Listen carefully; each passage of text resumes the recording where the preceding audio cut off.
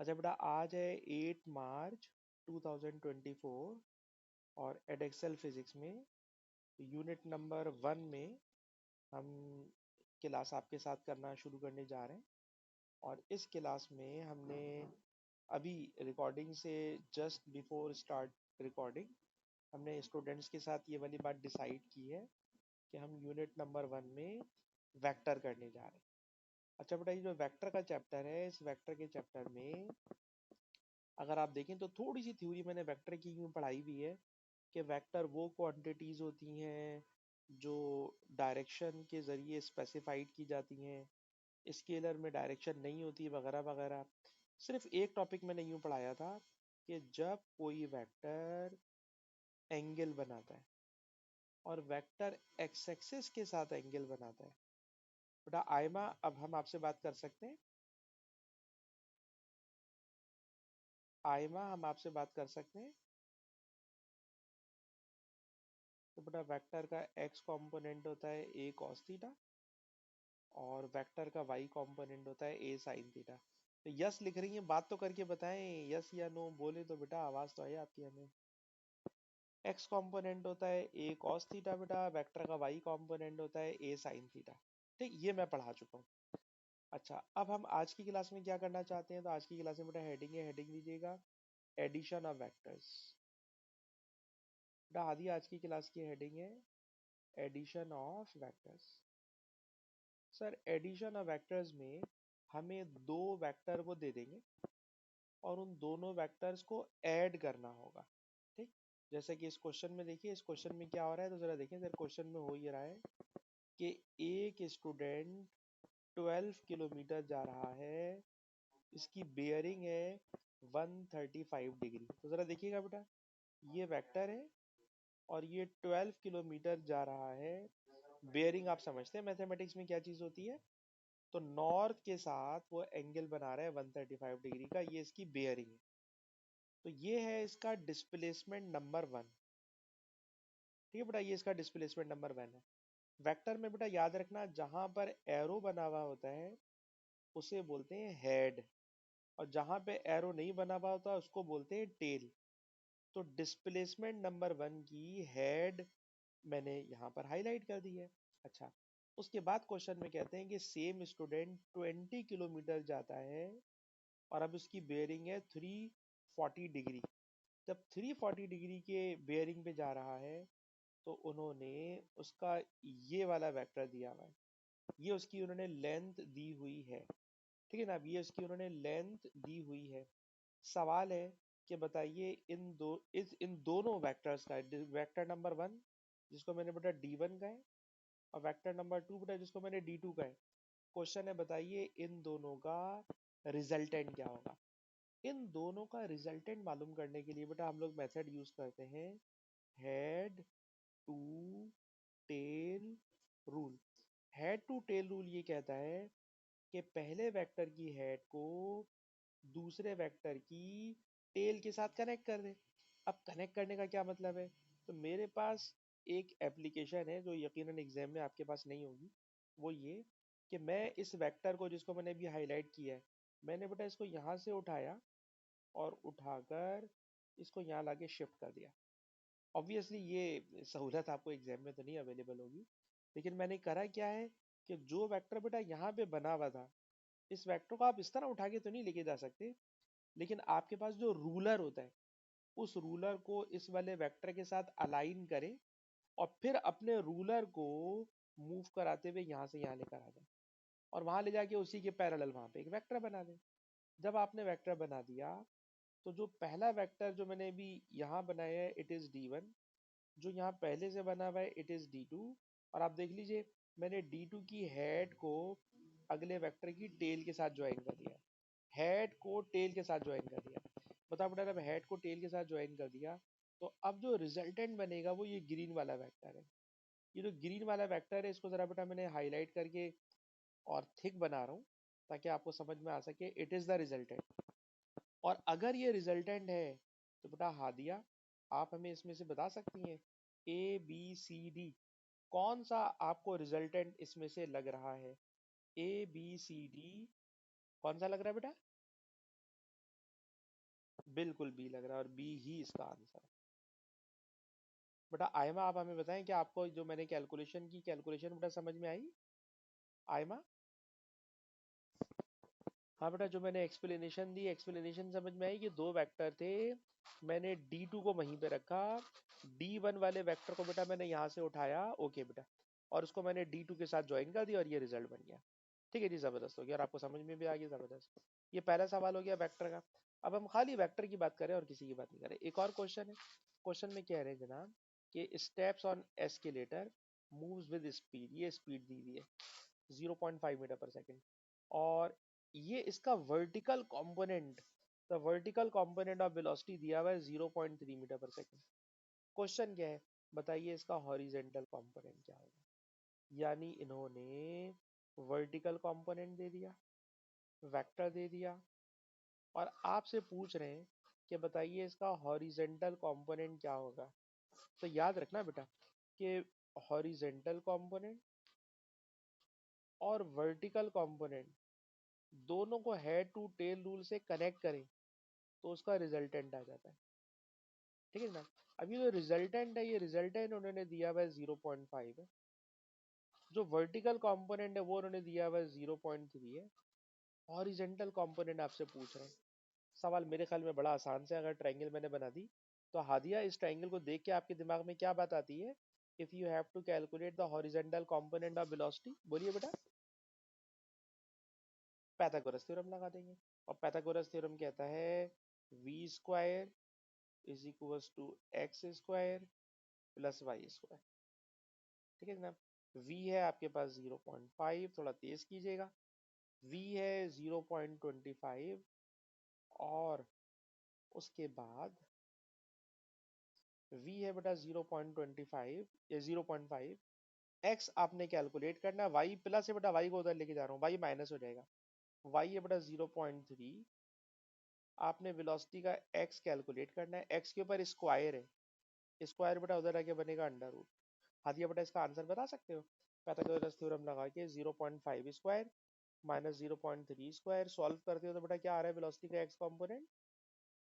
मेरे ख्याल में 0.4 आएगा। ठीक है ना, मेरे ख्याल में इसका आंसर 0.4 आएगा। ठीक है, ठीक है, अब जल्दी से आगे चले। क्वेश्चन है which of the following vector quantity, इन सब में से वेक्टर कौन है? तो याद रखिएगा कि डिस्प्लेसमेंट वेक्टर, बाकी वर्क, टाइम, टेम्परेचर, ये सब के सब स्केलर है। तो बेटा इतनी मैकेनिक्स सबने पढ़ी हुई होती है, सबको याद होता है इसमें से कौन स्केलर है कौन वेक्टर है। तो displacement is a vector quantity, displacement की डायरेक्शन होती है। तो इस तरह का सवाल एग्जाम में मिल जाए तो किस्मत की बात होती है, क्योंकि ये बिल्कुल फ्री का नंबर है। अच्छा जी, अब इधर आ जाए। इस क्वेश्चन में क्या हो रहा है सर? इस क्वेश्चन में हो ये रहा है कि the diagram shows the velocity of an object before and after force is applied, magnitude of velocity did not change, which of the following arrow shows the direction of change in velocity? Change in velocity का मतलब पता है क्या होता है बेटा? Change in velocity का मतलब होता है सब्ट्रैक्शन ऑफ वेक्टर। भाई चेंज का मतलब क्या होता है? Final velocity minus initial velocity, और फाइनल माइनस इनिशियल वेलोसिटी के लिए हम लोग कहते हैं सब्ट्रैक्शन ऑफ वेक्टर। और सब्ट्रैक्शन ऑफ वेक्टर का मेथड यूजुअली बच्चों को नहीं आता। एडिशन सबको आती है, सब्ट्रैक्शन नहीं आती, मैं बता दूं, सब्ट्रैक्शन नहीं आती। ठीक है ना। अब सब्ट्रैक्शन कैसे कर सकते हैं? तो जरा सब्ट्रैक्शन करने का पहले मैं एक बहुत आसान सा तरीका कोशिश करूंगा कि उसी आसान तरीके से एक्सप्लेन कर दूं, और उस आसान तरीके से समझ में नहीं आया तो एक मुश्किल तरीके पे जाऊंगा। पहले जरा एक आसान सा तरीका सुनिएगा। आसान तरीका ये है, बिफोर, बिफोर का मतलब ये इनिशियल वेलोसिटी है, आफ्टर, सर आफ्टर का मतलब ये फाइनल वेलोसिटी है। ठीक। आपने कैलकुलेट करना है चेंज इन वेलोसिटी। बेटा हादिया बताएं, अगर वेलोसिटी का चेंज निकालना है तो आफ्टर माइनस बिफोर होगा या बिफोर माइनस आफ्टर होगा? चेंज निकालना है, वेलोसिटी कितनी चेंज हो गई? After sir final velocity minus initial velocity. ठीक है ना। अच्छा, कभी भी सब्ट्रैक्शन करना हो ना तो v2 माइनस v1 करना है, तो आप v2 को वैसे ही रहने दो, v2 को कुछ ना करो, v2 ऐसे ही रहने दो। अगर आपको v2 में v1 प्लस करना होता तो प्लस करने में तो head to tail rule normal लगा देते। ठीक है। लेकिन अगर आपको v2 माइनस v1 चाहिए तो पता है क्या करो? माइनस v1 करने के लिए V1 की डायरेक्शन को उल्टा कर दो, V1 की डायरेक्शन को उल्टा कर दो। और अगर आपने V1 की डायरेक्शन को उल्टा कर दिया, यानी ये V2 है, ये V2 है। मैंने क्या करा, गौर से देखिएगा, इसी के बराबर में V1 बनाया जिसकी डायरेक्शन मैंने जानबूझ के उल्टी कर दी है। तो इसका मतलब है मैंने माइनस का V1 बना दिया है। इसका मतलब है बेटा मैंने माइनस का V1 बना दिया है। और जब बेटा मैंने माइनस का V1 बना दिया तो इस माइनस के V1 को मैंने बनाकर यहाँ से उठाया और इसको सर इसके साथ यहाँ लाके लगा दिया। ये मैंने बना दिया है माइनस का V1, ठीक है ना। और जब मैंने माइनस का V1 बना लिया तो ये हो गया V2 माइनस का V1, क्योंकि ये माइनस का V1 है, आपने डायरेक्शन अपोजिट कर दी है। ये माइनस का V1 है। और सर अब इसका रिजल्ट क्या होगा भाई, ये रिजल्ट होगा, it is the change in velocity, it is the change in velocity. और जब ये चेंज इन वेलोसिटी होता है, जब ये चेंज इन वेलोसिटी होता है तो हादिया बेटा मुझे आप इसका आंसर देख के बताएं, ब्लू वाला जो वेक्टर है ये ए बी सी डी किसके नियरेस्ट है? बिल्कुल सही बात है, और इसका आंसर भी है। ठीक है, तो ये क्या इसी आसान मेथड से बात समझ में आ गई है? आयमा बेटा बताएं, या इसको कराने के लिए मेरे पास एक और खतरनाक तरीका है कि जिसको माइनस करना है उसकी डायरेक्शन अपोजिट कर दो। मेरे ख्याल में ये इजीएस्ट है। V1 माइनस करना है तो V1 की डायरेक्शन अपोजिट कर दो, और अपोजिट डायरेक्शन करके वो ये एडिशन वाला मेथड लगा दो, तो ये ऑटोमेटिकली V2 माइनस V1 बन जाएगा। आयमा बेटा बताए तरीका, ये वाला मेथड आपको समझ में आता है बेटा? ये वाला दोबारा बोलिए, दोबारा बोलिए बेटा। हाँ बिल्कुल, अब आपकी आवाज आ रही, बिल्कुल आ रही है, आ रही है, आ रही है। बड़ी खुशी हो रही है कि आवाज मुझे आपकी आ रही है, मैं आपसे बात कर सकता हूँ। जल्दी बताएं, V2 माइनस V1 में मैंने V1 की डायरेक्शन अपोजिट कर दी, अपोजिट डायरेक्शन करके ऐड कर दिया, तो ये मेथड मुनासिब है ना बेटा? ठीक है, जाने दो। ठीक है जी, ठीक है जी, it is a subtraction of vector and the right answer is B. अच्छा जी, और आगे चले तो आपसे कह रहे हैं quantities in physics are classified vector scalar. इसमें कुछ यूनिट्स दी हुई हैं, इसमें से एक यूनिट ऐसी है जो स्केलर क्वांटिटी की है। वो कौन सी स्केलर क्वांटिटी है, तो वो ढूंढना है, तो ढूंढ लेते हैं हम आपके साथ। बताइए, मीटर पर सेकंड सर ये वेलोसिटी हो सकती है, मीटर पर सेकंड स्क्वायर सर ये एक्सेलरेशन हो सकता है, केजी ये मास होता है, मीटर पर सेकंड स्क्वायर एक्सेलरेशन ये फोर्स होती है। तो भाई मुझे तो यही नजर आ रहा है, पता है कैसे? केजी, सर केजी यूनिट है मास की, metre cube sir metre cube unit है वॉल्यूम की। थोड़ा तेज तेज भाग रहा हूँ, तो mass KG, metre cube volume, mass per unit volume, sir ये बन गई डेंसिटी, ये बन गई डेंसिटी। और आपको पता है density is scalar quantity, density is scalar quantity, density is scalar quantity. So the right answer of question number 5 is D, that is density is a scalar quantity। ठीक, बाकी velocity, acceleration, force सब vector है, एरी नहीं। अच्छा बेटा, ये सवाल ही खत्म हो गया, इसके अंदर वेक्टर के सवाल इतने ही थे। ये शीट अभी बेटा मैं आपके साथ शेयर करता हूँ, ठीक है ना। ये वेक्टर की शीट हमने उठाई थी पीएमटी की, इसमें से वो हमने आपको करा दी। और उसके बाद एक और शीट के अंदर भी मैंने सवाल अभी जब इसको घुमा रहा था तो मैंने देखा सवाल नजर आ रहे थे वेक्टर के। इसमें देखिए वेक्टर का कोई सवाल अगर हमें मिल जाए तो वो हम आपको करा दें। वैसे ये सारे के सारे सवाल मूवमेंट के काफ़ी मुश्किल वाले सवाल है, इसमें से कोई भी आसान नहीं है, सारे मुश्किल सवाल है। नहीं जनाब, वेक्टर का तो इसमें एक भी सवाल नहीं निकला, सारे मूवमेंट के सवाल है, सारे मूवमेंट के सवाल है। अच्छा जी, इसमें से एक नज़र और मार लें, it is the last thing.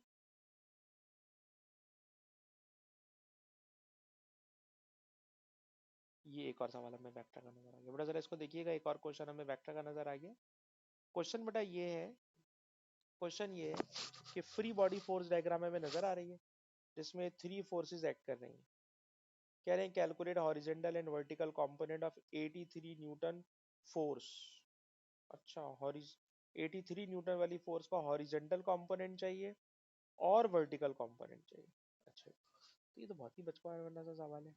देखिए भाई, 83 फोर्स है, एंगल बन रहा है 37 डिग्री, तो ये मैं नहीं करा रहा सर। 83 फोर्स हो गई, हॉरिजेंटल कंपोनेंट के लिए लिखोगे कॉस 37 डिग्री, तो वो हॉरिजेंटल कंपोनेंट आ जाएगा,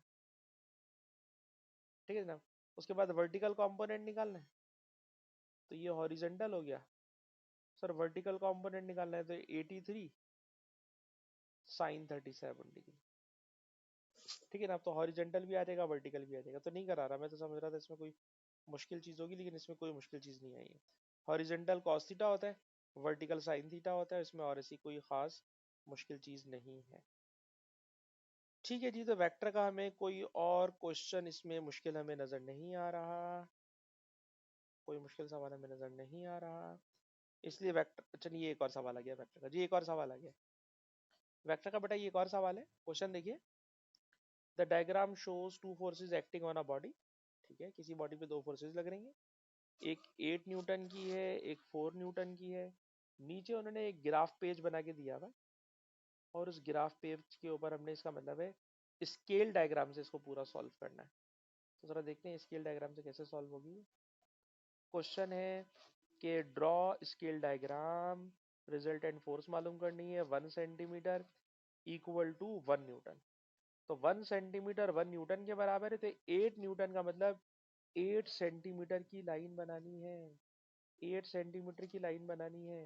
कैसे लाइन बनेगी? तो सबसे पहले आप देखिएगा बेटा, जो वर्टिकल फोर्स नीचे की तरफ है इट इज 4 न्यूटन। जो वर्टिकल फोर्स है 4 न्यूटन। तो बेटा हादिया 4 न्यूटन की फोर्स कितने सेंटीमीटर की लाइन बनाऊंगा बेटा? 4 सेंटीमीटर की लाइन, और वो नीचे की तरफ बनेगी। ठीक है, और ये भी हमें याद है कि इस तरह की ग्राफ पेज के अंदर ये 1 सेंटीमीटर होता है, ये 2 सेंटीमीटर होता है, ये 3 सेंटीमीटर होता है, ये 4 सेंटीमीटर होता है। तो मैंने जानबूझ के 4 सेंटीमीटर ये बिल्कुल नीचे की तरफ लाके बना लिया, तो ये 4 सेंटीमीटर हो गया। अब इस 4 सेंटीमीटर के वेक्टर की हेड को, वो जो 8 न्यूटन का वेक्टर है उसकी टेल से मिलाना है। ठीक है, और 45 डिग्री के एंगल पे मिलाना है। तो याद रखिएगा, कभी भी हम यू लाइन बनाए तो ये 90 डिग्री होती है, और बॉक्स के एजेस को आपस में मिला दें तो ये 45 डिग्री होता है। तो 45 डिग्री पर ये बेटा मैं लाइन बनाऊंगा, और ये 1 सेंटीमीटर 2 सेंटीमीटर 3 4 5 6 7 8। अच्छा याद रखिएगा, एक बॉक्स क्रॉस डायगोनल में 8 सेंटीमीटर नहीं होता, ये तो आपको रूलर से ही बनाना पड़ेगा। ये तो आपको रूलर से ही बनाना पड़ेगा, विदाउट रूलर आप बना ही नहीं सकते, विदाउट रूलर नहीं बना सकते इसके अंदर। ठीक है बेटा, तो 8 सेंटीमीटर, ये वाला 4 सेंटीमीटर में बना सकता था बेटा, ये मैंने बना दिया। पर ये वाला 8 सेंटीमीटर का जो वेक्टर है ये आप रूलर से बनाओगे, और रूलर से जब आप बनाओगे तो एरोस का भी ख्याल रखोगे। आप देखना बेटा, जो पहला वेक्टर है, पहले वेक्टर की हेड को, पहले वेक्टर की हेड को मैंने अगले वेक्टर की टेल के साथ ज्वाइन किया है। पहले वेक्टर की हेड को मैंने दूसरे वेक्टर की टेल के साथ ज्वाइन किया है, और अब हेड को बेटा मैंने टेल के साथ ज्वाइन कर लिया, तो ये वेक्टर बन गया। अब आप बताइए जो रिजल्टेंट होगा, सर वो रिजल्टेंट ये वाला होगा, it will be the resultant. और इस रिजल्टेंट की जो लेंथ होगी ना बेटा, वो लेंथ जाहिर सी बात है आप रूलर से ही मेजर करके बता सकते हो, मैं इस तरह से तो नहीं बना के दे सकता आपको। तो आई होप कि अम्मास बेटा आप ये 4 सेंटीमीटर की लाइन बनाओगे नीचे की तरफ, 45 डिग्री के एंगल पर 8 सेंटीमीटर की लाइन बनाओगे ग्रीन वाली, और इन दोनों को बनाने के बाद ये आपको रिजल्टेंट मिल जाएगा। आई होप कि आप ये रिजल्टेंट बना लोगे। ठीक है बेटा, ये रिजल्टेंट आपको बनाना है। हाँ बेटा हादिया, ये भी समझ में आ गया आपको बेटा? हादिया ठीक है जी। उसके बाद मैं इसके अंदर एक नज़र और देख रहा हूँ कि मुझे कोई वेक्टर का सवाल मिल जाए, जो मुझे इसके अंदर वेक्टर का क्वेश्चन नज़र नहीं आ रहा। वेक्टर का क्वेश्चन यहाँ तक तो मुझे नज़र नहीं आ रहा। अच्छा जी, अब मुझे याद आ रहा है कि पीएमटी की जो काइनेमेटिक्स वाली शीट है, उस पीएमटी की काइनेमेटिक्स वाली शीट में, काइनेमेटिक्स वाली शीट में अगर मैं जाऊं, और काइनेमेटिक्स वाली शीट, काइनेमेटिक्स वाली शीट, सर ये तो पास पेपर की शीट आपने खोल ली है। काइनेमेटिक्स वाली शीट, यूनिट 1 पीएमटी शीट्स, ये इसी के अंदर है, और इसके अंदर भी वेक्टर के दो बड़े अच्छे सवाल पड़े हुए हैं जो मुझे याद है, वो इसके अंदर ये वाली शीट के अंदर है। ठीक है जनाब, दिमाग मेरा बिल्कुल सही चल रहा है, और आप देखिएगा वो दो सवाल आपको ये वाला सवाल, ये वेक्टर का सवाल है। ठीक है ना बेटा, ये वेक्टर का सवाल है और इस वेक्टर के क्वेश्चन में भी कुछ समझाने वाला काम है। वो क्या क्वेश्चन काम है तो जरा सुनिए बेटा। क्वेश्चन ये है कि एक एरोप्लेन ट्रैवल कर रहा है नॉर्थ में 42 डिग्री की, सॉरी 42 मीटर पर सेकंड की स्पीड से।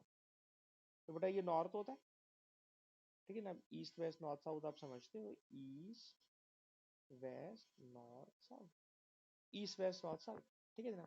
तो ये 42 मीटर पर सेकंड की स्पीड से जा रहा था नॉर्थ में। तो ये मैंने नॉर्थ में एक एरो ऐसी बना ली है ताकि मैं इसको देखूंगा मैंने क्या करना है, ठीक है ना। अच्छा, ये एंटर हो गया किसी ऐसे रीजन में जहाँ बहुत तेज हवा चल रही है, विंड ब्लोइंग, हवा चल रही है। और हवा चल रही है फ्रॉम ईस्ट, ईस्ट से हवा आ रही है। सर अब ईस्ट से हवा आएगी, खुद दिया हुआ उन्होंने, ईस्ट से एयर आ रही है 7.5 मीटर पर सेकंड की स्पीड से, ठीक है ना। तो नॉर्थ में ये जा रहा था 42 की स्पीड से, ठीक है ना। हवा चली, हवा आ रही है ईस्ट से। सर ये ईस्ट से एयर आ रही है, विंड चल रही है 7.5 की स्पीड से, ठीक है ना। अच्छा, टू कीप ट्रैवलिंग नॉर्थ, वो चाहता है वो नॉर्थ में ही रहे। जरा ख्याल से सुनिएगा, to keep travelling in north, उसको नॉर्थ में ही रहना है। सर अगर उसको नॉर्थ में ही अपना एरोप्लेन चलाना है तो वो पता है क्या करेगा, हवा के अपोजिट जाने की कोशिश करेगा, हवा के अपोजिट जाने की कोशिश करेगा। यानी एयर जो है वो ईस्ट से आ रही है, तो खुद कॉमन सेंस लगाइए बेटा कि वो एरोप्लेन को राइट हैंड पे ले जाने की कोशिश करेगा। जब वो एरोप्लेन को राइट हैंड पे ले जाने की कोशिश करेगा तो ईस्ट से आने वाली जो एयर है वो एयर उसको इस वाले जो वेक्टर पहले से मैंने बनाया है वो उस डायरेक्शन में खुद ब खुद लेकर आ जाएगी। जरा सुनना बेटा, ये विंड है, ये विंड है, ये विंड है, और ये 42 की स्पीड से इसको यहाँ जाना है। तो क्वेश्चन ये है कि वो, जरा गौर से सुनिएगा, plane must turn towards east, वो अपने प्लेन को ईस्ट की तरफ टर्न करेगा विदाउट चेंजिंग द थ्रस्ट, वो अपने इंजन के थ्रस्ट को कुछ नहीं कर रहा। क्वेश्चन ये है कि इंजन का थ्रस्ट है कितना। Calculate, sorry sorry, calculate angle through which the plane turn, angle को कितने, सॉरी प्लेन को कितने एंगल पे वो लेके जाए, प्लेन को वो कितने एंगल पे लेके जाए ताकि वो 42 की स्पीड से नॉर्थ में ही जाता रहे, ताकि वो 42 की स्पीड से नॉर्थ में ही जाता रहे। इस तरह का सवाल बेटा एग्जाम में बार बार आता है, मैं आपको और भी सवाल दिखा दूंगा ऐसे। तो पहले जरा सवाल समझने की जरूरत है, फिर मैं आपको सोल्यूशन समझाने जा रहा हूँ। तो जल्दी से क्वेश्चन को निपटाइए क्योंकि ऑब्जेक्टिव है, 1 मार्क का क्वेश्चन है। तो जरा सुने सर, क्वेश्चन ये है कि हवा आ रही है, हवा आ रही है फ्रॉम ईस्ट, उसको जाना है नॉर्थ में। तो जहां उसको जाना है इट इज द रिजल्टेंट, ये उसको रिजल्ट चाहिए, नॉर्थ में उसको जाना है। नॉर्थ में जाने के लिए वो कितने एंगल पर अपने एरोप्लेन को टर्न कर दे ताकि वो 42 की स्पीड से नॉर्थ में जाता रहे। उसको जाना है नॉर्थ में, नॉर्थ में जाता रहे। और ये एयर आ रही है फ्रॉम ईस्ट, ईस्ट से आ रही है, फ्रॉम ईस्ट, ईस्ट से आ रही है, ठीक है ना। एंगल कैलकुलेट करना है। अब सर एंगल कैलकुलेट करने के लिए मेरे ख्याल में तो सर बड़ी सीधी सीधी सी ट्रिग्नोमेट्री है।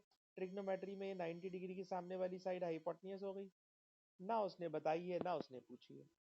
सर ये थीटा के सामने वाली जो साइड है, थीटा के सामने वाली जो साइड है, sir it is opposite side and it is adjacent side. तो अपोजिट अपॉन एडजेसेंट कौन सा ट्रिग्नोमेट्री का रेशो बनता है, सर ये बनता है टेन थीटा। तो tan theta is equal to opposite upon hypotenuse. Theta calculate करना है तो थीटा बराबर होगा टेन इनवर्स 7.5 अपॉन 4.2। हाँ दिया बेटा, में आंसर बताइए कौन सा आंसर बेटा इसका बन गया, सी इसका आंसर बन गया। समझ में भी आया या नहीं समझ में आया, हाँ दिया बेटा बताए। आ गया समझ में ना। एरोप्लेन उसको चलाना है नॉर्थ में, उसको जाना है नॉर्थ में, एयर इधर से आ रही है, तो कितने एंगल पे वो टर्न कर ले ताकि वो नॉर्थ में ही जाता रहे। एंगल बताना है, वो एंगल बेटा हमने कैलकुलेट कर लिया, ठीक है। अच्छा जी, बिल्कुल इसी तरह का एक और सवाल नीचे भी एक और पड़ा हुआ है, बिल्कुल ऐसे ही वेक्टर का, या तो इसके ऊपर पड़ा हुआ होगा। अच्छा, इसके अंदर ये भी एक वेक्टर का सवाल है। हादिया बेटा बताना कौन सी इसमें वेक्टर क्वांटिटी है? चार्ज, मास, मोमेंटम, टाइम, कौन सा वेक्टर है बेटा इसमें? Momentum vector. ये मोमेंटम वेक्टर हो गया। और ये तो खैर नॉर्मल सी कुछ और बात चल रही है। अच्छा जी, हम देख रहे हैं वेक्टर का कोई सवाल। Vector vector vector. और कोई सवाल हमें इसमें वेक्टर का नजर नहीं आ रहा, नहीं मिल रहा जी। चलें जी, इसको हम यहीं पे स्टॉप कर लेते हैं। और एक सवाल बेटा ये देख लें, क्योंकि मैंने लास्ट क्लास में, मुझे याद है, आपको प्रोजेक्टाइल पढ़ाया हुआ है, और इसमें भी थोड़ी सी जो बात हो रही है ना, वो एंगल और वेक्टर की बात हो रही है, इसलिए मैं आपको सवाल कराना चाह रहा हूँ। जरा सुनिए। क्वेश्चन ये है कि एक बॉल को किक लगाया, एंगल बनाया 35 डिग्री का। एक बॉल को किक लगाई आपने 35 डिग्री के एंगल पर, और 35 डिग्री का एंगल विद वर्टिकल है। एंगल वर्टिकल के साथ है, एंगल है वर्टिकल के साथ, it is not with horizontal. हमारी आदत है हॉरिजेंटल के साथ, इन्होंने जो एंगल दे दिया वर्टिकल के साथ दे दिया। 35 डिग्री का एंगल वर्टिकल के साथ दे दिया। The ball remain in the air for time T, which of the following give the distance travelled over the ground. ठीक है ना, अब डिस्टेंस कैलकुलेट करना है, डिस्टेंस। तो आपको पता है डिस्टेंस जो है ओवर द ग्राउंड, इसका मतलब है आपने कैलकुलेट करना है यहाँ से यहाँ तक का हॉरिजेंटल डिस्टेंस। और अब आप हॉरिजेंटल डिस्टेंस की बात करते हो, तो हॉरिजेंटल डिस्टेंस होता है वेलोसिटी का horizontal component into time. Aima बेटा, अगर आपका माइक्रोफोन चल रहा हो तो बेटा आप मुझे बता सकते हो इसका हॉरिजेंटल कंपोनेंट क्या होगा, जबकि उसने एंगल वर्टिकल के साथ 35 का बनाया हुआ है। जी आयमा, हमें बता सकती हैं हॉरिजेंटल कंपोनेंट जब वेक्टर ने एंगल वर्टिकल के साथ बनाया हुआ? आयमा का माइक्रोफोन नहीं चलेगा। हादी आप हमें बता दें हॉरिजेंटल कंपोनेंट का फॉर्मूला बेटा। v साइन थीटा हो जाएगा सर, उल्टा हो जाएगा, क्योंकि उसने एंगल वाई एक्सिस के साथ बनाया हुआ है। बट हम आपको याद कराते हैं, थोड़ी देर पहले मैंने वीडियो में बोला कि हॉरिजेंटल कंपोनेंट cos थीटा होता है। सर cos थीटा जब होता है जब वेक्टर एंगल बनाता है हॉरिजेंटल के साथ। सर अगर वर्टिकल के साथ एंगल बना रहे हैं तो हॉरिजेंटल में आ जाएगा v sine theta. Sine theta sir 35 degree है, तो ये हो गया v साइन थीटा। और टाइम बेटा ये रहा। अब इसको देख के बड़ा जल्दी से हादी आंसर बता दें एबीसीडी में से, बेटा आंसर बता दें। आंसर सी होगा जी, सी होगा। V t sine 35, v t sine 35। तो इसमें नई बात क्या है सर, अगर वेक्टर एंगल बनाएगा वाई एक्सिस के साथ, तो जब एंगल वाई एक्सिस के साथ बनता है तो उसका हॉरिजेंटल कंपोनेंट हो जाता है v sine 35 degree. V sine 35 degree. ठीक है ना। तो वेक्टर का सवाल हम देख रहे हैं जिसके अंदर वेक्टर का कॉन्सेप्ट इन्वॉल्व हो। तो एक और सवाल आ गया इसमें जी, हादिया में जल्दी से बताएं कि इसमें से कौन सी स्केलर क्वांटिटी है? हादिया बेटा, इसमें से कौन सी स्केलर क्वांटिटी है? सही बात है, वर्क डन स्केलर क्वांटिटी, बिल्कुल सही आपने बताया। अच्छा जी, इसके बाद क्वेश्चन है, एक बॉल को थ्रो किया है, horizontal component u, initial vertical velocity v, air resistance negligible, which of the following statement about the motion of ball is not correct. ठीक है ना, नॉट करेक्ट ढूंढना है, नॉट करेक्ट। अच्छा जी, जब एयर रेजिस्टेंस नेग्लिजिबल हो तो वर्टिकल एक्सेलरेशन g होता है, it is correct. Horizontal component of velocity constant होती है, यस। प्रोजेक्टाइल मोशन में एयर नहीं होती तो हॉरिजॉन्टल कंपोनेंट ऑफ वेलोसिटी होती है, correct. The time taken for the ball to reach its maximum height is equal to v upon g। तो ये तो हमें कहीं से भी सेंस नहीं लग रहा, पता नहीं उल्टा सीधा फार्मूला बता रहा है। d, the maximum height of the ball depends upon velocities of u and v। ठीक है ना। तो जो हाइट होती है, हाइट सर वर्टिकल कंपोनेंट पे डिपेंड करती है, और वर्टिकल कंपोनेंट उसने दिया हुआ है v। वर्टिकल कंपोनेंट उसने दिया हुआ है v, तो वर्टिकल कंपोनेंट पे तो डिपेंड करती है, और उसका हॉरिजॉन्टल कंपोनेंट से कोई लेना देना नहीं होता, कोई लेना देना नहीं होता। हाइट का, हाइट का हॉरिजॉन्टल कंपोनेंट से कोई लेना देना नहीं होता। तो ये वाली बात इनकरेक्ट है, वर्टिकल वाली बात करेक्ट है। तो अब जो सी जिसको हमने कह दिया था फेल है, इस सी पे हमें गौर करना पड़ेगा। अब सी पे क्या गौर करना पड़ेगा? The time taken for the ball to reach maximum height is equal to this. इसको जरा चेक कर लूँ। तो बताइए v is equal to u plus a t, normal formula. इस टॉपिक में कोई ऑब्जेक्ट हाईएस्ट पॉइंट पे जा रहा है, सर हाईएस्ट पॉइंट पे जाएगा ना तो फाइनल वेलोसिटी जीरो हो जाएगी।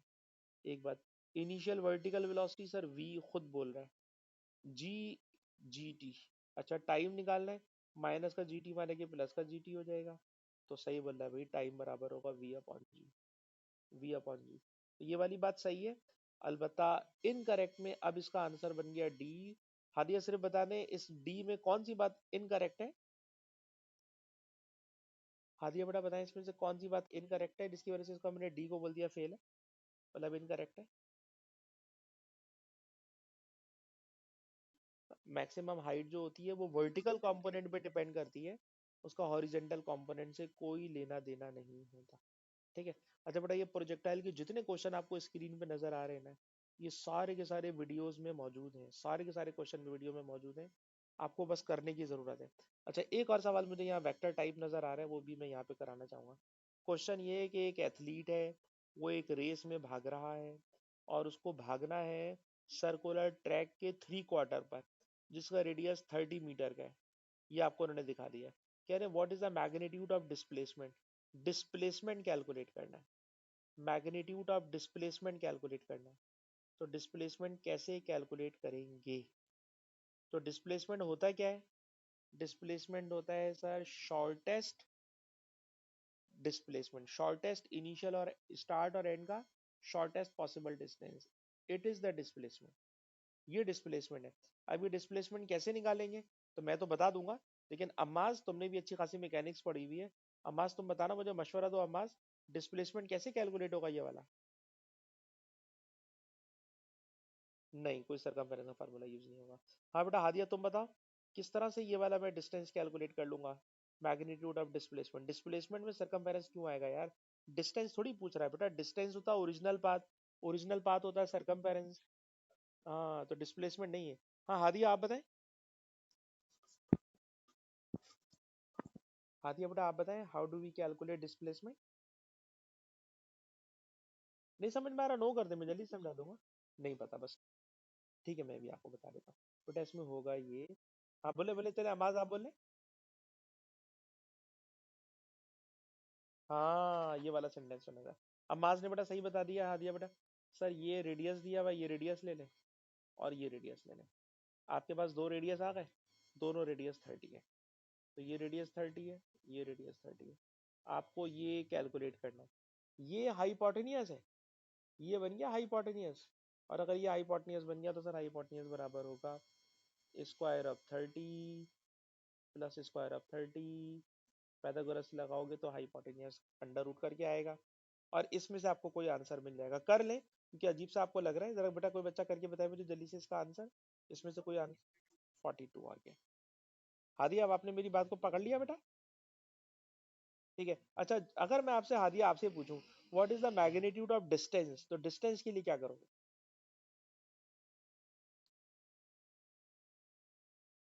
डिस्टेंस के लिए क्या करें? It is the displacement. Distance के लिए क्या करेंगे सर? डिस्टेंस होता है पूरा रास्ता, और पूरे रास्ते का बेटा मतलब होता है सरकमफेरेंस। पूरे रास्ते का मतलब होता है बेटा सरकमफेरेंस।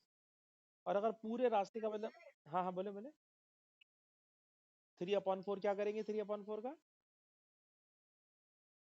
3/4 तो करेंगे 3/। हाँ अब आप सही बोल रही है, आए मैंने सही बोला बेटा, 3/4 सरकमफेरेंस का फार्मूला। सर का सरकमफेरेंस 2 पाई आर है, रेडियस दिया हुआ है। तो अगर वो कहता है डिस्टेंस उसने कितना कैलकुलेट किया है, तो डिस्टेंस सरकमफेरेंस का 3/4, और उसने पूछा डिस्प्लेसमेंट, तो displacement shortest path, shortest path के अंदर ट्रायंगल बन गए और ट्रायंगल को हमने सॉल्व कर लिया।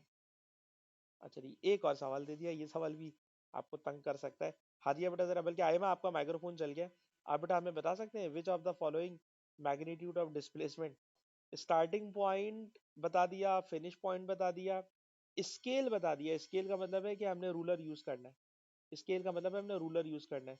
तो मैं आपसे नहीं बोल रहा कि आप रूलर लेके बैठे, मुझे सिर्फ आइडिया दे दें। Ayma how do we calculate displacement in this question, क्या करेंगे?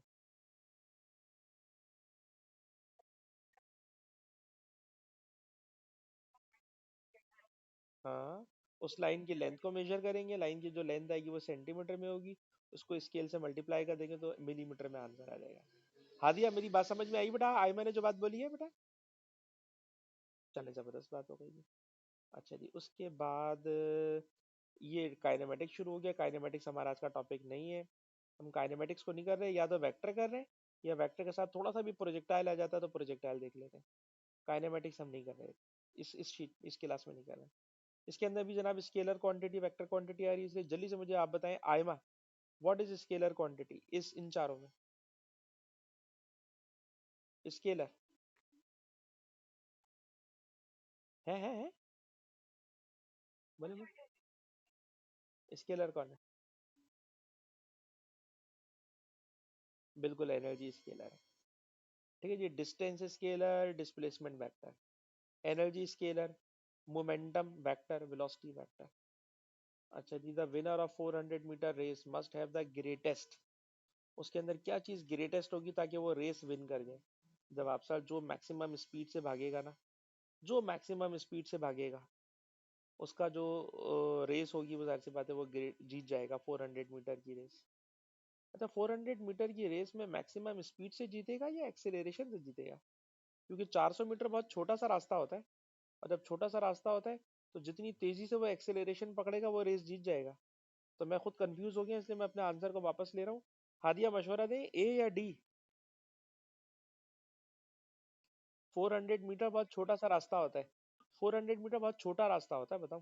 मतलब बहुत छोटी सी रेस है, तो छोटी सी रेस में यही होता है कि कौन तेजी के साथ एक्सेलरेशन पकड़ेगा। तो जिसका ग्रेटेस्ट एक्सेलरेशन होगा वो रेस विन करेगा। मेरे ख्याल में 29 का ए, रुकिए इसके आंसर नीचे होते हैं मुझे देखने में। 29 का ए, 29 का ए, 29 का ए, मेरे ख्याल में ओए है 29 का बी। बी का तो यार कोई सेंस ही नहीं बन रहा। जिसकी एवरेज स्पीड ज्यादा होगी वो रेस जीत जाएगा। एवरेज स्पीड अकल में आ रही है बेटा हादिया? मेरी तो अकल में नहीं आ रही भाई, मेरा तो दिमाग इसके अंदर फेल हो गया एवरेज स्पीड का नाम सुन के। एवरेज स्पीड में तो मेरा दिमाग बिल्कुल फेल है।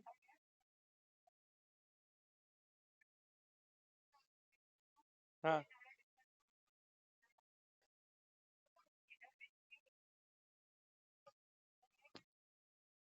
हाँ, और इसका मतलब है कि, और इसका मतलब है जाहिर सी बात है, रेस तो 400 मीटर की है, तो एवरेज स्पीड में हमें हमें चाहिए होगा स्मॉलेस्ट टाइम। और स्मॉलेस्ट टाइम का मतलब ठीक है, माने भाई, इसी को माने, जो मार्किंग स्कीम होती है वो कभी भी गलत नहीं होती। टीचर पढ़ाने वाला गलत हो सकता है, सुबह से पढ़ा रहा है रात 12 बजे तक, हो सकता है उसका दिमाग खत्म हो गया। ऐसा हो सकता है ना, मैं इंसान हूँ तो हो सकता है मेरे दिमाग के अंदर इस टाइम के ऊपर उल्टा सीधा आंसर आ रहा हो। ठीक है, लेकिन मार्किंग स्कीम हमेशा सही होती है।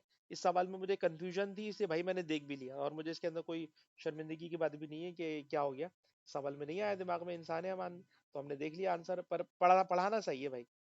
तो भाई हादिया, कौन रेस जीतेगा 400 मीटर की? जिसकी एवरेज स्पीड ज्यादा होगी। और एवरेज स्पीड ज्यादा होने का मतलब डिस्टेंस तो कांस्टेंट है 400 मीटर का, तो जो सबसे कम टाइम लगाएगा वो रेस जीत जाएगा। जो सबसे कम टाइम लगाएगा वो रेस जीत जाएगा। ठीक है जी, 29 का भी। अच्छा, हम वेक्टर ढूंढ रहे थे और वेक्टर में नजर आ गया। वेक्टर बेटा नजर आ गया, क्योंकि हमारी आज की क्लास का उन्वान है वेक्टर। और ये हो गया ख़त्म, और जब ये ख़त्म हो जाए तो बच्चों को कहना चाहिए कि आ जाएं गूगल मीट पर। अभी मैं रिकॉर्डिंग बंद नहीं कर रहा इसकी, रिकॉर्डिंग बेटा मैं इसकी बंद नहीं कर रहा। और मैं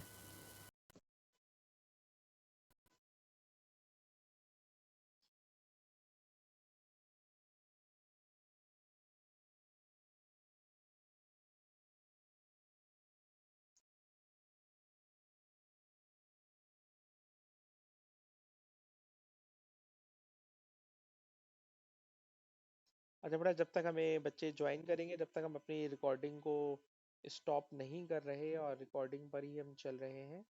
अलबत्ता मैंने अभी तक स्क्रीन शेयर नहीं की है, ये मैंने गड़बड़ की भी है। आयमा बेटा, अगर आप गूगल मीट के ऊपर अपने माइक्रोफोन की सेटिंग सही कर लेना, तो सिर्फ आपके अलावा हर बच्चे का जो माइक्रोफोन है आराम से गूगल मीट पे चलता है। तो बेटा आपको ना माइक्रोफोन की सेटिंग सही करने की ज़रूरत है, जो मेरे ख्याल में अम्माज या कोई लड़का भी बता सकता है। लेकिन अभी पहले मैं ज़रा एक सवाल कर लूँ बेटा, सवाल करने के बाद हम लोग चलते हैं आगे। पहले जरा इस क्वेश्चन को कंप्लीट कर ले ताकि हमारी रिकॉर्डिंग लंबी ना हो बिला वजह। जरा सुनना बेटा, एक क्वेश्चन है, अ boat crosses a river to a point bang directly opposite to the starting point as shown. Velocity of river is 2.4 metre per second, ये रिवर की वेलोसिटी है, और boat is steered at angle theta, और उस जो boat है, speed of boat it is 4.3 metre per second. ठीक है जी, आपसे कह रहे हैं कि आपने वेक्टर डायग्राम बनानी है, वेक्टर डायग्राम बनानी है, स्केल वेक्टर डायग्राम बनानी है। अब स्केल वेक्टर डायग्राम में जरा बेटा देखिए, जो नंबर है आपके पास, नंबर है 2.4 और 4.3, 2.4 और 4.3। ठीक है जी, तो मैंने अपनी मर्जी से जो 2.4 मीटर पर सेकेंड है उसको ले लिया, it is equal to 4 centimetre, ये मेरी मर्जी होती है, ये मेरा स्केल है। ठीक है ना, 4 सेंटीमीटर। तो कोई बच्चा मुझे बताए कि ये जो 4.3 मीटर पर सेकेंड है, ये स्पीड, ये कितना, कितनी लेंथ बन जाएगी बेटा, क्रॉस मल्टीप्लाई बेटा मार के मुझे बताए। 2.4 जो स्पीड थी मैंने उसको 4 सेंटीमीटर ले लिया है, तो 4.3 किसके बराबर आ रहा है? जी बेटा, बड़ा लंबा टाइम लगा दिया आप बच्चों ने, और 1 सेंटीमीटर का स्केल 0.6 के बराबर आ गया है, तो मुझे तो लग रहा है ये तकरीबन 7 सेंटीमीटर आएगा। ठीक है ना, तकरीबन 7.1 या खाली 7, 7.1 ले लेंगे, 7.1 मैंने ले लिया। ठीक है जी। अच्छा, अब आपने बेटा करना ये है कि जरा देखिएगा, ये 2.4 का वेक्टर है हॉरिजेंटल, ये है हॉरिजेंटल 2.4 का वेक्टर, तो 2.4 सेंटीमीटर 4 सेंटीमीटर है, इसको बेटा मैंने ले लिया horizontal, and it is equal to 4 centimetre, 1 2 3 4, ये 4 सेंटीमीटर का वेक्टर हो गया। ठीक है ना, ये 4 सेंटीमीटर का वेक्टर हो गया, हेड हो गई। अच्छा, इसकी हेड को मिलाना है टेल के साथ, बोट, बोट जा रही है कितनी स्पीड से? सर बोट की स्पीड दी हुई है उसने, सर बोट की स्पीड दी हुई है 4.3, और 4.3 थीटा है। अच्छा जी, 4.3 से जा रही है, थीटा कैलकुलेट करना है, थीटा तो कैलकुलेट करना है, कुछ और दिया हुआ है इन्होंने? थीटा दिया हुआ है? नहीं, थीटा तो हमने कैलकुलेट करना है, डिटरमाइन थीटा, स्केल डायग्राम। अच्छा, स्ट्रेट लाइन जाना है, अच्छा अच्छा अच्छा अच्छा, उसको जाना है स्ट्रेट लाइन। जरा सुनिएगा बेटा, जो in order to travel in straight line across the finish point, जो उसका फिनिश पॉइंट है वो फिनिश पॉइंट उसका ये है, ये इसका फिनिश पॉइंट है, तो इसको जाना है इस तरह से, इसको जाना है वर्टिकल, बिल्कुल सीधा जाना है। और अगर सीधा इसको जाना है, इसको सीधा जाना है, तो इसका मतलब है जो हमारा रिजल्टेंट है, जो हमारा रिजल्टेंट है, वो रिजल्टेंट हमारा होना चाहिए बिल्कुल सीधा ऊपर, और अब बिल्कुल सीधा ऊपर होगा, वर्टिकल ऊपर होगा, ये हमारा रिजल्टेंट है। और जो दूसरा वेक्टर है, उसने दूसरा वेक्टर जो दिया हुआ है वो थीटा दिया हुआ है, कितने थीटा पे लेके जाए उसको, तो एंगल मुझे ये चाहिए बिल्कुल सीधा। तो जरा सुनिएगा, मैंने क्या करा, सर आप कीजिए ये कि आपको जाना है बिल्कुल सीधा ऊपर, ठीक है ना, ऊपर जाना है। अब कितना लंबा जाना है ये उसने हमें दिया हुआ नहीं है, ठीक है ना, उसने ये हमें नहीं दिया हुआ कितने, मतलब उसकी लेंथ दी नहीं है। अलबत्ता जो दूसरा वेक्टर है जो कि बोट का एंगल है, वो बोट का ऐसा एंगल बनाइए, ऐसी लाइन बनाए जिसकी लेंथ होनी चाहिए 7.1 सेंटीमीटर। अब जरा बताएं, मैं ऐसी उल्टी सीधी बता रहा हूँ, क्या ये 7.1 सेंटीमीटर लाइन हो सकती है? नहीं सर। ये हो सकती है? नहीं। ये हो सकती है? नहीं। ये हो सकती है? नहीं। सर हमारे पास तो स्केल होगा, हम स्केल से 7.1 सेंटीमीटर मेजर कर लेंगे। मैं 7.1 सेंटीमीटर इसको कह रहा हूँ, मुझे नहीं पता कितनी होगी, ये आप बनाओगे। This vector length should be 7.1 centimetre, this vector length should be 4 centimetre. Question में कंडीशन है बोट को सीधा जाना है, कंडीशन है बोट को सीधा जाना है, तो अब मैंने इसको मान लिया रिजल्टेंट के वेक्टर ने या बोट ने इस डायरेक्शन में जाना है, इस डायरेक्शन में जाने के लिए इतनी स्पीड से पानी चल रहा है, इतनी स्पीड से उसने बोट चलानी है, ये वाला एंगल आपने ड्रॉ करके मेजर करके मुझे बताना है, ड्रॉ करके मेजर करके मुझे बताना है। ठीक, और ये मैं शीट अभी आपके साथ शेयर कर लूंगा, उसमें नीचे मार्किंग इसकी में आंसर भी पड़ा हुआ होगा। लेकिन बेटा जब आप इसको बनाओगे तो समझ में आएगा, बनाए बगैर समझ में नहीं आएगा। अम्माज भाई बनाएंगे इसको आप, बेटा वक्त निकालेंगे अम्माज? बेटा एग्जाम में अब 2 महीने रह गए यार, अब 2 महीने के अंदर ना टाइम निकालना पड़ेगा आपको। ठीक है, टाइम निकालना पड़ेगा आपको। और ये वाली शीट तो बेटा मैंने लाजमी आपको करानी है, ये वाली जो मोशन एंड काइनेमेटिक्स क्वांटिटीज है, इसका तो मैं कह रहा हूँ लाजमी अगर प्रिंट आउट निकाल लो तो अच्छा होगा। ठीक है जी। तो बेटा हादिया, क्या आपको मेरी ये बात समझ में आई कि 2.4 मीटर पर सेकंड से सर रिवर फ्लो कर रहा है, दैट इज वाटर फ्लो कर रहा है, और 4.3 मीटर पर सेकंड से सर ये बोट चल रही है। बोट को वो कितने एंगल पे टर्न करे, एंगल कैलकुलेट करना है ताकि वो स्ट्रेट जा सके फिनिश लाइन की तरफ। ऊपर अगर डायग्राम देखें तो ये इसका स्टार्ट पॉइंट है, ये इसका फिनिश पॉइंट है, उसको जाना स्ट्रेट है। तो इसलिए मैंने रिजल्टेंट को स्ट्रेट वर्टिकल ऊपर की तरफ मान लिया। बाकी कैलकुलेशन मैंने आपके सामने शो कर दी। क्या आपको हादिया मेरी एक्सप्लेनेशन समझ में आई बेटा हादिया? ठीक है जी। अच्छा बेटा और नीचे चलें तो ये भी मेरे ख्याल में उसी वेक्टर का ही क्वेश्चन है। The boat represent crossing same speed when the velocity is when the velocity of water in the river is greater. Explain how the time taken for the crossing will change. Time ज्यादा क्यों लगेगा? Time ज्यादा क्यों लगेगा? अ boat crosses, इसके अंदर vector वाली तो कोई भी बात नहीं है भाई, इसमें वेक्टर वाली कोई बात नहीं है। अभी हमने खाली वेक्टर ढूंढ रहे हैं, इसमें वेक्टर वाली कोई बात नहीं है। वेक्टर वाली बात हम लोग ऑलरेडी कैलकुलेट कर चुके हैं। इस रिकॉर्डिंग में खाली वेक्टर डील कर रहे हैं हम लोग, ओनली वेक्टर। अच्छा, physical quantities can be vector or scalar. Car travel 45 kilometer due north and 30 kilometer due east. Calculate total distance traveled by the car.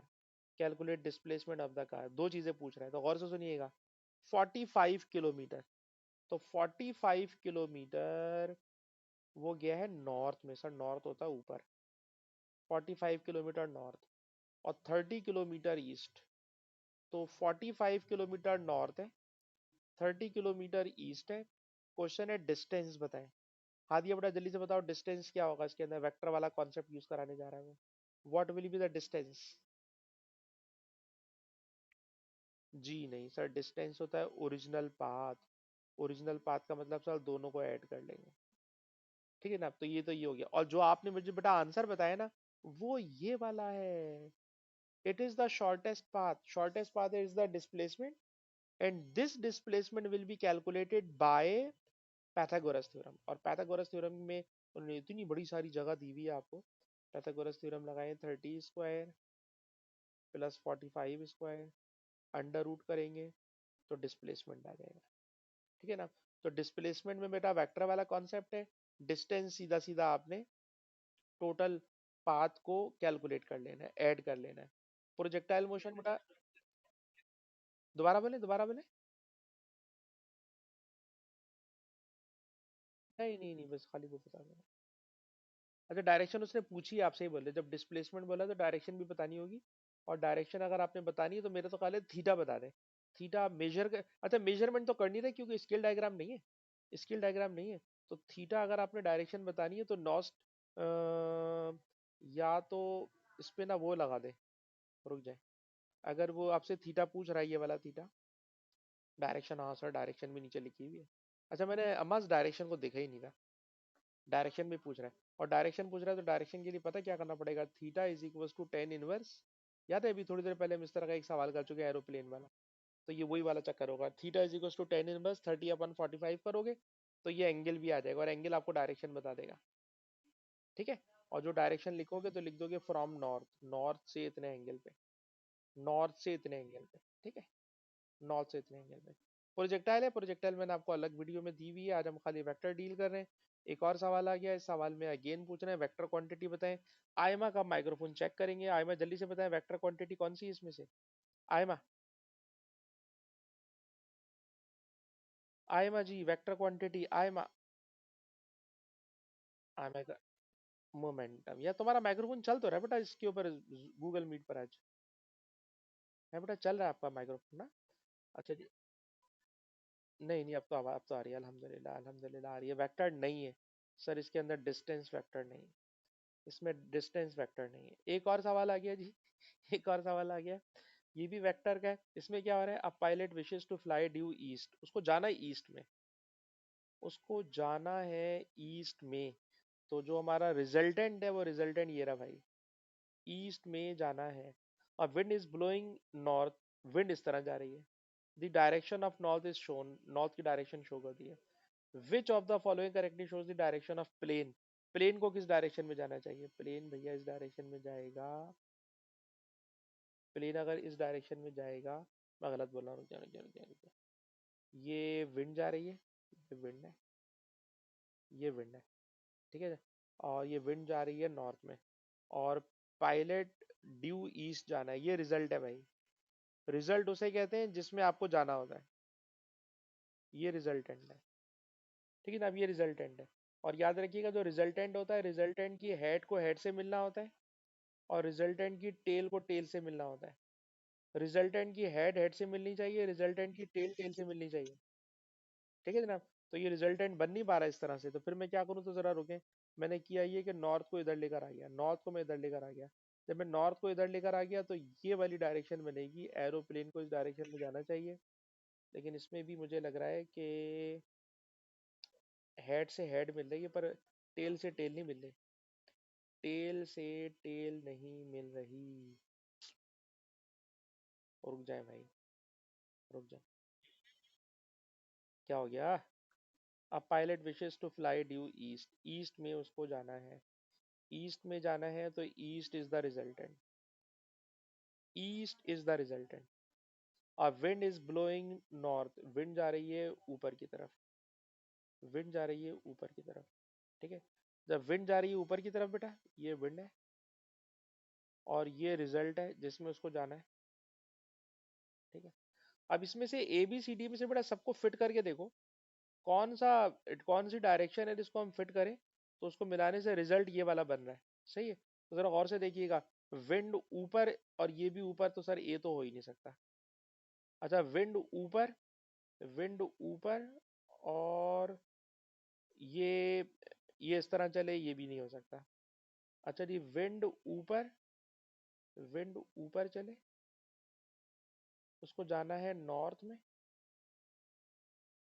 Wind ऊपर, ये भी नहीं हो रहा जी, ये भी नहीं हो रहा। विंड ऊपर, हाँ इसमें हो जाएगा जी, इसमें हो जाएगा। विंड ऊपर, विंड ऊपर, और उसको जाना है इधर, ओए होए, इसका आंसर है डी। अल्लाह, इसका आंसर है डी। अरे देखो भाई, इस सवाल में उन्होंने जो हमारे साथ धोखा करा ना, वो धोखा ये करा इन्होंने कि उन्होंने हमें विंड बता दी, विंड बता दी, रिजल्ट बता दिया, दूसरा वेक्टर ढूंढो। और दूसरा वेक्टर जो होगा ना बेटा, वो जो ऑप्शन दिए हुए होंगे, उन गिवन ऑप्शन में से ही ढूंढ सकते हो, ठीक है जनाब, अपने पास से अंधी नहीं लगा सकते। तो मैंने ऑप्शन ए को चेक करा, वो फेल हो गया, बी को चेक करा फेल हो गया, सी को चेक करा फेल हो गया, डी में मैं पास हो गया हूँ। अब जब मैं डी में पास हो चुका हूँ, अगर आपको समझ में आ गया तो ठीक, नहीं समझ में आया तो डी ऑप्शन का मैं पूरा प्रॉपरली एक्सप्लेन करूँ। हादिया बताएं बेटा, क्या डी ऑप्शन समझ में आ गया मैंने क्या करा है? हाँ आयमा, तुम बताओ डी समझ में आ गया या नहीं समझ में आया, आयमा, आयमा बेटा डी ऑप्शन समझ में आया नहीं आया, आयमा, आयमा, भाई कहाँ है आयमा, आयमा में नहीं बता रही आंसर, मेरे ख्याल में अमास तुम्हें समझ में आ गया क्या? अच्छा जी, नहीं सी तो यार बिल्कुल भी नहीं फिट हो रहा। अच्छा चलो, मैं सी और डी दोनों को दोबारा देख लेते हैं, दोबारा देख लेते हैं, गौर से सुनिए। उन्होंने हमें एक वेक्टर तो ये वाला दिया हुआ है नॉर्थ, नॉर्थ वाला तो ऊपर ही बनाना है, नॉर्थ वाला तो हमने बनाना ही ऊपर है, ठीक है ना। नॉर्थ वाला हमने ऊपर ही बनाना है। जो रिजल्ट है सर, उस रिजल्ट को हमने बनाना ही ईस्ट में, ईस्ट में ही बनाना है, ये ईस्ट में मैंने बना दिया, ये रिजल्ट है, ये रिजल्ट ईस्ट में है। हवा ये वाली जा रही है, ईस्ट इधर भी हो सकता है और नीचे भी हो सकता है, ठीक है जी। अब आपने तीसरा वेक्टर जो फिट करना है, वो इनमें से कोई सा एक उठा के फिट करना है। तो इनमें से अगर मैं उठाकर इसको फिट करता हूँ, इस वाले को जरा देखिएगा, इसको बेटा मैं फिट करके देख रहा हूँ। ये मैंने इसको यहाँ से उठाया और यहाँ फिट करूँ तो इसके अंदर ये फिट होता हुआ नजर आ रहा है, ऑल्दो कि लेंथ में इशू है, ठीक है ना, ऑल्दो कि लेंथ में इशू है। लेकिन अगर मैं ये वाले वेक्टर को उठाऊं, अम्माज बेटा ये वाला वेक्टर उठाना, अगर मैं ये वाला वेक्टर उठाता हूँ, तो ये तो यार किसी तरह से भी इसमें फिट नहीं होगा रिजल्ट बनाने में, क्योंकि रिजल्ट मुझे नीचे वाला हॉरिजेंटल चाहिए। अच्छा, आप ठीक है मैं आपको ये बना देता हूँ। ये मैंने भाई ये अमाज कहने सर इसको यहाँ लाके रख दिया, इसको मैंने यहाँ लाके रख दिया ना, मैं इसको। अच्छा अच्छा। अच्छा चले मैं देख लेना उसको। ये मैंने इसको यहाँ से उठाया और इसको अय है ये गलत उठा लिया मैंने। अच्छा जी अगर मैं, नहीं बनेगा अमाज, नहीं बनेगा अमाज, किसी भी कंडीशन में नहीं बनेगा। ठीक है, किसी भी तरह से नहीं बनेगा। नहीं नहीं, किसी भी तरह से नहीं बनेगा, किसी भी तरह से नहीं बन रहा है। ठीक है, तो मैं अपनी बात को जल्दी से दोबारा रिपीट कर रहा हूँ। ये जो वो है, आपको जाना है pilot wishes to fly east, आपको जाना है ईस्ट में। तो east is the resultant, east is the resultant, ये रिजल्टेंट है। हवा चल रही है नॉर्थ में, ये नॉर्थ हो गया। ठीक है ना। अब आपने इनमें से कोई एक वेक्टर बनाना है और उस एक वेक्टर को ऐसा बनाना है, ये रिजल्टेंट है, इट इज द रिजल्टेंट। ठीक है ना। अब ये हमारी विंड है। तो जब आप ये वाला वेक्टर यहाँ बनाते हो, ये वाला वेक्टर यहाँ बनाते हो, तो ये आराम से इसके ऊपर फिट हो जाता है और ये इसके आंसर को बना देता है डी। अच्छा जी, इसको बेटा अब हम यहीं पे ख़त्म कर रहे हैं। और हादिया ने हमें बिल्कुल आखिरी टाइम पे बताया कि हमें वेक्टर कर लेना चाहिए। ऑल्दो के वेक्टर का एक और सवाल हमें नजर आ गया। अगर हो सके तो बड़ा जल्दी से कर लीजिएगा। अगर रिकॉर्डिंग बंद हो गई तो इसमें एक अलग बात है, क्योंकि रिकॉर्डिंग का टाइम भी खत्म हो रहा है, इसके अंदर 1 घंटे की रिकॉर्डिंग होती है। तो क्वेश्चन जनाब ये है कि एक वेक्टर ये दिया हुआ है 12 का, एक वेक्टर ये दिया हुआ है 9 का। ठीक है, कह रहे जनाब determine the velocity of storm cloud. ठीक है जनाब, स्टॉर्म क्लाउड का आपको बताना है कि वेलोसिटी क्या होगी। Weather station monitor the position of storm cloud, the movement of storm cloud monitored by 2 weather station, component of velocity of storm cloud towards each weather given, determine the velocity of storm cloud। storm cloud की direction बतानी है। ये station number 1 है, ये station number 2 है, और इसको monitor कर रहे हैं वेदर स्टेशंस 2। और components of velocity of storm cloud towards each weather station are shown. ये कंपोनेंट्स बताए हुए हैं। ये तो फिर बिल्कुल आसान सवाल हो गया। कंपोनेंट्स बता दिए, टोटल वेलोसिटी पूछ रहे हैं। सुनना बेटा, ये वेक्टर एडिशन के बजाय आप समझ लें ये जो रेजोल्यूशन ऑफ वेक्टर है ना, उसका उल्टा सवाल है। क्या सर, ये इसका हॉरिजेंटल कंपोनेंट है, ये इसका वर्टिकल कंपोनेंट है, टोटल वेलोसिटी निकालनी है। जल्दी से बता दे बेटा, इसमें क्या लगाते हैं हादिया। हॉरिजेंटल वेलोसिटी पता है, वर्टिकल वेलोसिटी पता है, टोटल वेलोसिटी निकालना है। कैसे निकालेंगे हादिया बेटा। सर इसमें लगा देंगे पैथागोरस थ्योरम। बिल्कुल आपने सही बताया सर, पैथागोरस लगा देंगे। इसमें लगेगा पैथागोरस, पैथागोरस से ये आ जाएगा इसका रिजल्टेंट। और रिजल्टेंट बेटा इसका होगा 12 square plus 9 square under root, ये आ जाएगी टोटल वेलोसिटी। तो इस सवाल में उन्होंने दो स्टेशन आपको घुमा दिया। ये हॉरिजेंटल कंपोनेंट है, ये वर्टिकल कंपोनेंट है, टोटल वेलोसिटी पूछ रहे हैं। हॉरिजेंटल बता दिया, वर्टिकल बता दिया, टोटल वेलोसिटी पूछ रहे हैं। तो horizontal square plus vertical square, total velocity आ जाएगी। अच्छा जी, काइनेमेटिक्स हम नहीं कर रहे, इसमें खाली वेक्टर ढूंढ रहे हैं। और वेक्टर खत्म हो गया जी, वेक्टर खत्म हो गया। आज की क्लास में भैया